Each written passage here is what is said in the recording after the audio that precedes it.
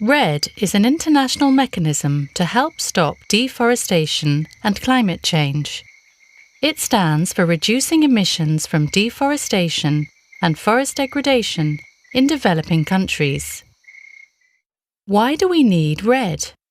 Because destroying tropical forests releases about as much carbon dioxide as the entire global transport sector.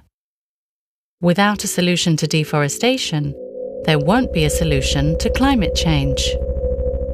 Tropical forests also sustain half of all life on Earth and generate vital services for the planet, such as producing rainfall and cooling the land's surface. And over 1 billion of the world's poorest people also depend on these forests for their survival. How will REDD work?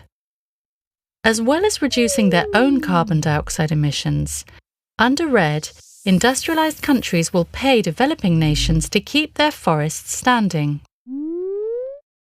Until now, forests have only had economic value when cut for wood or cleared for agricultural land.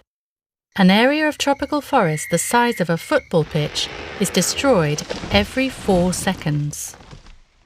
Increasingly, this is to satisfy global demand for products like timber, beef, soy, and palm oil.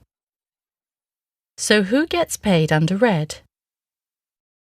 Countries that reduce emissions from deforestation and degradation, plus countries that continue to conserve large areas of intact forest, countries that plant new trees, and countries that use their forests sustainably. When will REDD begin? We cannot afford to wait, because once lost, these forests will be gone forever. Countries have started getting ready for REDD in anticipation of a binding global agreement, and many forest activities are already underway. And how much will it cost? That's a billion-dollar question. Estimates vary, but to halve deforestation by 2030, financing for REDD will require tens of billions of dollars a year. But doing nothing is a trillion-dollar disaster every year. So how will REDD work? It will take more than just money. Many different stakeholders, from local farmers to national governments and the private sector, will need to cooperate for REDD to be effective. REDD will only work if the needs and rights of Indigenous people and local communities are respected.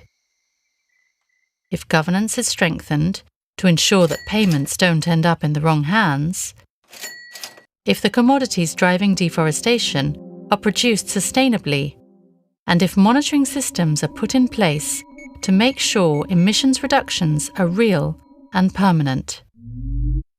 So what next? Business as usual is not an option. Forest destruction is accelerating climate change and damaging the Earth's natural capital and life support system. REDD may be the last, best chance to save tropical forests. But to get REDD right, we need to get ready for REDD now.